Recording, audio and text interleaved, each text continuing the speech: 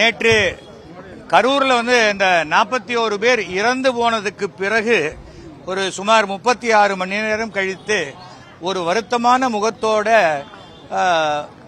Rehearsal பார்த்தாரா இல்லையான்னு தெரியாது, டைரக்டாக விஜய் அவர்கள் ஒரு வீடியோ வெளியிட்டிருக்கிறார்.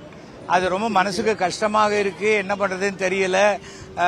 என்ன வேணா வீட்டில் எங்க வேணா கைது செஞ்சுக்காங்க, என் தொண்டர்களை விட்டுருங்க அப்படின்லாம் உருக்கமாக பேசியிருக்காரு. இது ஒரு நடிப்பாகத்தான் பார்க்கப்படுகிறது பொதுமக்கள் கிட்ட.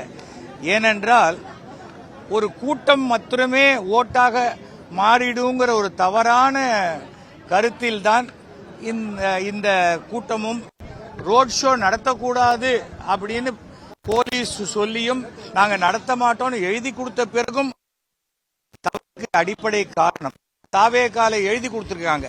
கொடுத்த பிறகு 27,000 பேர் வந்தா நாங்க என்ன பண்றதுன்னா அதுதான் கட்சி கட்டுப்பாடு.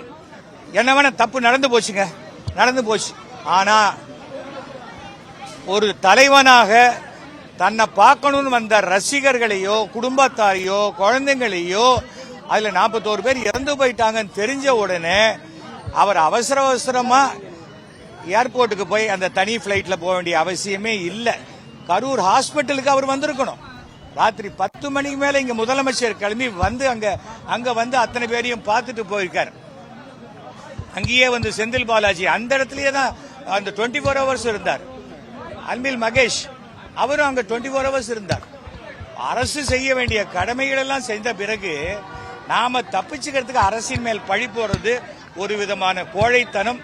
பிரச்சனை இருக்கிற இடத்துல இருந்து ஓடி போறதுங்கிறது ரொம்ப தவறான செயல், கோழைத்தனம். அது தலைவனுக்கு உண்டான ஒரு அடிப்படையான தகுதியே அல்ல. இன்னைக்கு என்ன வேணா சொல்லலாம், நாளைக்கு பிஜேபி காப்பாத்துன்னு சொல்லலாம். இது அரசு தனிநபர் கமிஷன் போட்டிருக்காங்க ஓய்வு பெற்ற நீதிபதியினால. போலீஸ் விசாரணை நடக்குது. டெல்லியில இருந்து 8 எம்பி ஒரு அரை மணி நேரத்தில் என்ன நடந்ததுன்னு கண்டுபிடிக்க முடியுமா? இதெல்லாம் புரிஞ்சுக்கணும். இதுல யாரையும் நான் குற்றம் சொல்லல.